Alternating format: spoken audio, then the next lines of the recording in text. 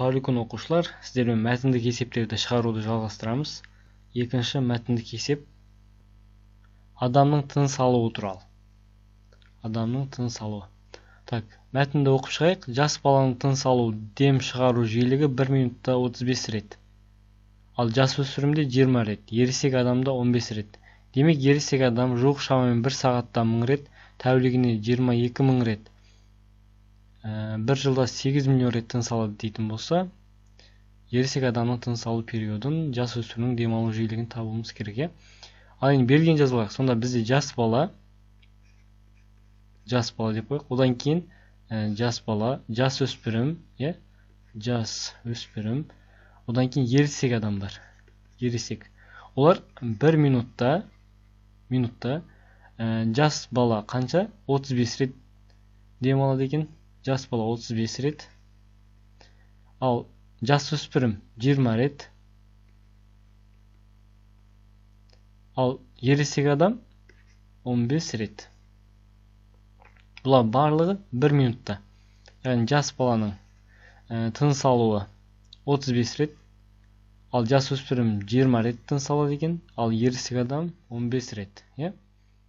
Так. Сонда 21-де мен ересек адамның тыныс алу периодын табуым керек. Ересек адамның тыныс алу периоды. Период үлкен Т. Формуласы қандай еді?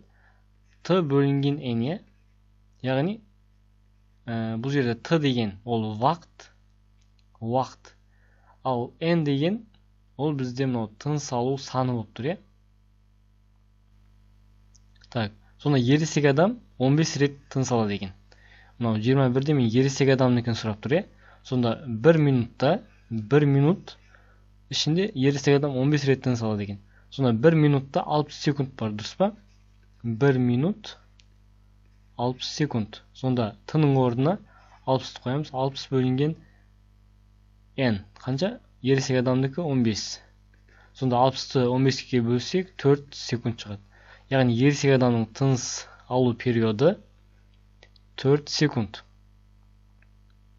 Яғни периодтың формасын пайдаланып, период деген Т бөлінген N. Сонда ересек адам 1 минут ішінде, яғни 60 секунд ішінде 15 рет тыныс алады. Сонда мына жерге 60-ты қоямыз, мына жерге 15-ті бөлген кезде ересек адамның тыныс алу периоды кеп шығады. Келесі жасөспірімді дем алу жиілігі. Енді мынау жасөспірімнің жиілігін табуымыз керек. Дем алу жиілік ню, дұрыс па? Ню табу керек. Ал жиіліктің формуласы ню N бөлінген Т. Яғни жиілік периодқа кері шама. Сонда жасөспірім 20 рет тыныс алады екен. Дұрыс па? 20 бөлінген 60 болады. Сонда 2 бөлінген 6, немесе 1 бөлінген 3 тең болады. Ол 0,33 Герц. Яғни бұл сын нұсқасына сәйкес кеп тұр. Жасөспірімнің дем алу жиілігі 0,33 Герц. Яғни жиіліктің формасын пайдаландық. N бөлінген Т. Яғни есептің шартына қарайтын болсақ, бізде жасөспірімнің тыныс алуы белгілі. Жасөспірім мына жерге қарайтын болсақ, 20 рет тыныс алады. Қанша? 1 минут ішінде. Яғни 60 секунд ішінде ол 20 рет тыныс алады. Сонда мына формаға қойдық. Ал мынау 21-де ересек адам туралы айтылған. Яғни мынау ересек адам 15 рет тыныс алады. Ересек адам мына жерге жаздық. 15 рет тыныс алады. Қашан? Яғни қанша уақыт ішінде? 1 минут ішінде. Яғни мынау периодтың формасына қойып таптық. Келесі. Жасөспірім мен жас баланың тыныс алу периодтарының айырмашылығы. Енді мен жасөспірім мен жас баланың тыныс алу периодтарының айырмашылығын табуым керек. Яғни мына есептің шартына қайтатын болсақ, жас бала 35 рет тыныс алады. Дұрыс па? 1 минутта. Жас бала 35 рет тыныс алады. Ал жасөспірім 20 рет тыныс алады. Дұрыс па? 20 рет. Екеуі де 1 минут ішінде. 1 минут. Яғни 60 секунд ішінде жасөспірім 20 рет тыныс алатын болса, жас бала 35 рет тыныс алады. олардың периодтарының айырмашылығын табуымыз керек. Яғни периодтың формуласы Т тең Т бөлінген N. Яғни мен жас өспірімнің тыныс алу периодын жазып аламын, және жас баланың тыныс алу периодын жазамын. Яғни жас өспірімді мен Т1 дейтін болсам, Т1 тең болады Т1 бөлінген N1. Ал Т2, яғни жас баланың тыныс алу периоды Т2 бөлінген N2 болады. Дұрыс па? Ал енді орнына сан мәндерін қояйық. Мынау бізде жас өспірімнің тыныс алу периоды. Ал мынау жас баланың тыныс алу периоды. Сонда жас өспірімнің тыныс алу периодын табу үшін ол уақытты тыныс алу санына бөлеміз. Дұрыс па? Уақыт бізде қанша? 60 секунд.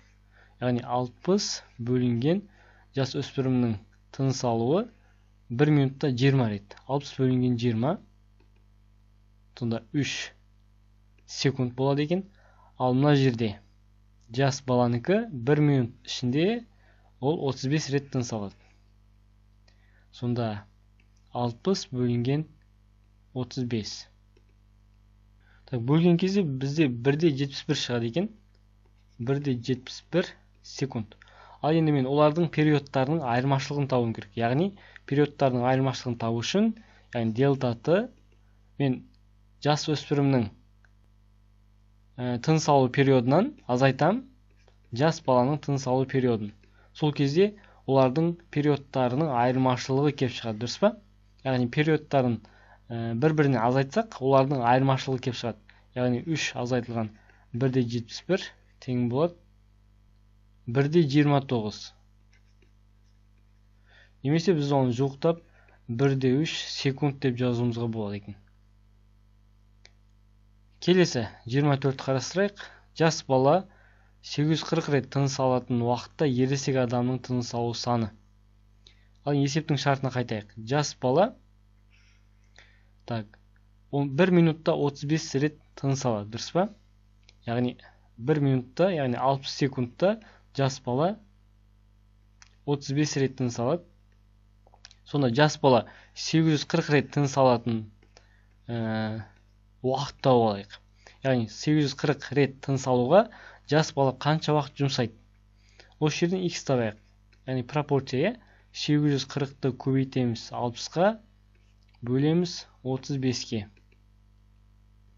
Есептеген кезде бізде 1440 шығады. 1440 секунд. Яғни жас бала 840 рет тыныс алу үшін осынша уақыт жұмсады. 1440 секунд. Ал сонда ересек адам дәл сондай уақыт ішінде, яғни қанша рет тыныс алады? Соны табуым керек. Яғни жас бала 840 рет тыныс алатын уақытта ересек адамның тыныс алу саны. Яғни 1440 секунд ішінде ересек адам қанша рет тыныс алады? Соны тауып алуым керек. Дұрыс па? Ал енді мына жерге қарайтын болсақ, ересек адам 60 секундта қанша? 15 рет тыныс алады екен. Дұрыс па? Яғни солай жазып алайық.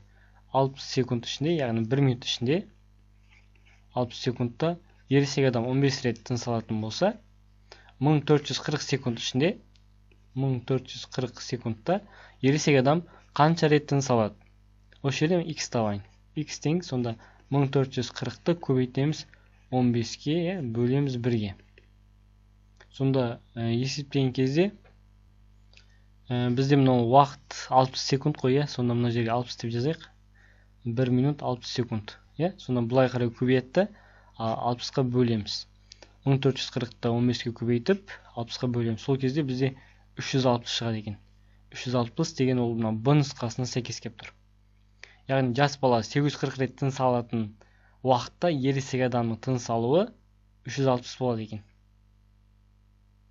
Келесі, ересек адам жуық шамамен 22 000 рет тыныс алатын уақытта, яғни есептің шартына қайтайық тағы да, ересек адам 22 000 рет тыныс алуға бір тәулік жұмсайды.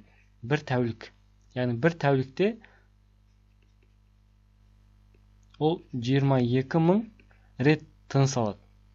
Яғни ересек адам 22 000 рет тыныс алатын уақытта жас баланың тыныс алу жуық шамамен дейді. Жас бала қанша рет тыныс алады? Мына жерге x деп қояйық. Осыны табуым керек. Яғни мына жерде мен мына тәулікті минутқа айналдырып алайын. Бір тәулікте 24 сағат бар, иә? Сонда әр сағатта 60 минут бар дейтін болсақ, онда 60-ға көбейтем. Яғни тәулікті минутқа өткізу үшін 60-ға көбейтеміз, дұрыс па? Сонда көбейткен кезде 1440 минут шығады. Сонда ересек адам 1440 минутта 22.000 рет тыныс алатын болса, дұрыс па? 22.000 рет тыныс алатын болса, жас баланың тыныс алу саны. Сонда жас бала есептің шартына қайтатын болсақ, жас бала 1 минутта 35 рет тыныс алатын еді, дұрыс па? Мына жерде қарайтын болсақ, 1 минутта 35 рет деп жазылған. Сонда 1 минутта, мына жерге 1 деп жазам. 1 минутта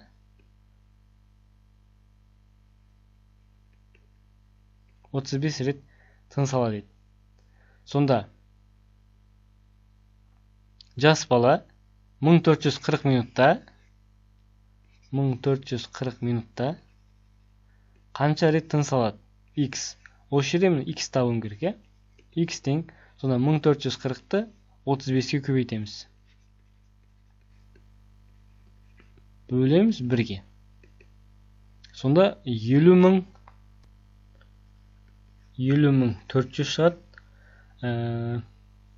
Мына жерде есептің шартына жуық шамамен деп айтылған. Жуық шамамен. Сондықтан біз оны жуықтап 70.000 деп алсақ болады. Солай ма? 70.000.